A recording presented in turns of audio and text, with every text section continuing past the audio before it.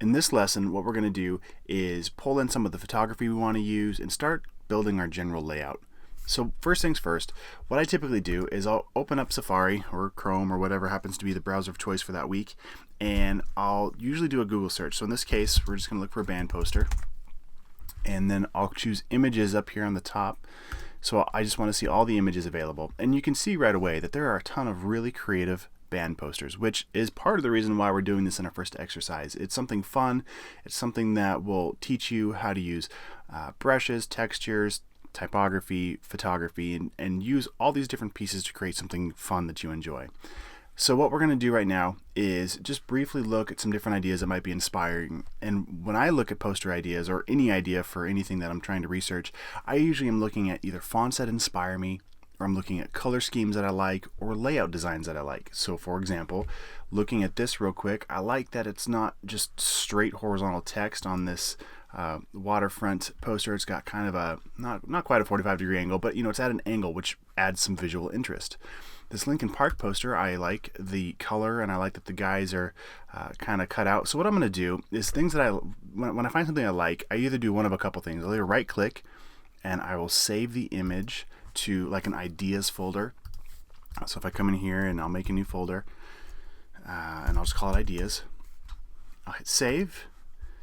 Or what I can do is I can click and just drag an image straight over the Photoshop icon in my dock, hover until it comes up, hover until it comes back there, and then let go, and I dropped it right into my workspace.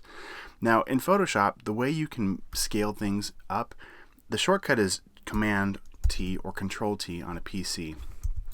So the way you would find that, if you forget, it's up under here, Edit, and we're looking for Free Transform, and that shortcut right there is Command T. So what it does is it gives me these little handles that I can start to drag this up larger. And Photoshop will let you skew an image, right? So we want to keep it proportionate. So what we're going to do is hold down the Shift key, and now when I click and drag, it stays in the right perspective here. So when I get it where I want it, I can hit the Enter key, or I can hit this little check mark up here to finish my transform. And I'm just going to start building in a bunch of layers here into this poster file, just to start getting some ideas and things I can work with. So I'll come back over here to Safari, and let's just kind of see what else we've got here. Things that inspire me. This Mumford & Sons, I kind of like how they've got this illustrative instead of a photographic poster. I like the illustration behind it. So I'm going to right click, I'll save image as, and I'll throw it in that ideas folder so I can refer to it later. Usually I'd work one way or the other. I'd either save it into that folder, or I would click and drag and drop it right into Photoshop for me to work with later. And I let go too soon. Let me try that one more time. Click and drag, hold, bring it back. Okay, so we could spend a lot of time researching and grabbing a lot of things. So what's best practice, at least for me, is almost to literally set a timer for maybe 10 minutes. Otherwise, you can start to get overwhelmed with the possibilities and what you could do, and all of a sudden you lose your entire day just looking for images or just trying to find inspiration for different things. There's one I saw earlier. Oh, here it is. I really like this. I don't know. I just thought it was really cool. So I'm going to click on that. Right click. Oop. Save image as. We'll throw it in that folder so I can refer to it later if I need to. And in this case, I'm just going to throw it right into Photoshop. There we go. Command T, and then I'm holding down the Shift key, and I'm also holding the Alt key. By holding down the Alt key, let's see, if I just hold down the Shift key, it anchors it to the top left, but if I hold down the Alt key, it scales out from the center. So I don't know, it's just faster. It helps me scale it up faster. I'll hit Return, or actually in this case, my Enter key. Okay, and now you can see on the right, I've got my layers. I'm going to Shift click. So right now, layer 3 is selected. I'll hold down Shift, and I'll click down layer 1, and it'll select everything in between. And then I'm going to hit this little folder icon down here. And what that's going to do is put it into a folder. I could have also hit Command G on a Mac or Control G on a PC. And now I've got my group, and I can double click on this, and I'll just give it a name. It's really good to keep your file organized. We'll call it Ideas. Okay, and then now's a really good time to save. So Command S, Control S on a PC. Always save your work. It should be like a nervous twitch that just happened so you don't lose anything.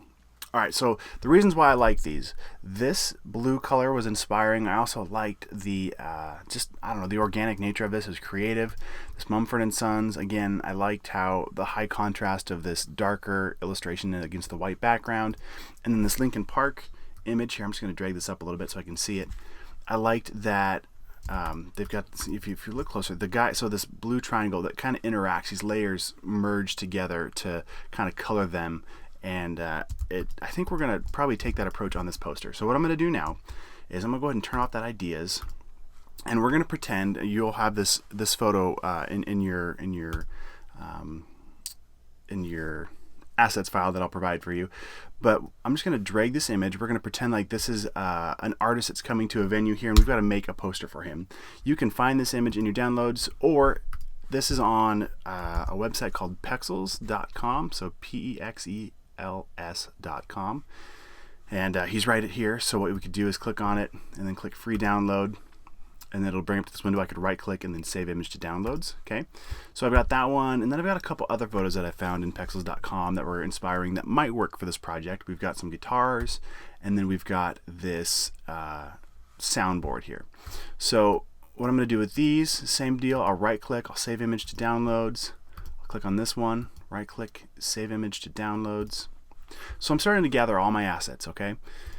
So we've brought him into our workspace, and now what we're going to do is, in the next lesson, we're going to cut him out or isolate this photo. So we'll crop him out, and that's one of the between layers, using layers in Photoshop and making really good selections. Those are the two probably most critical skills you'll learn in Photoshop, because once you master those, you can really do just about anything and composite anything together. So we're going to go ahead and shut this down for this lesson, and the next lesson we'll dive into making selections and starting to work with all these assets we've started to collect.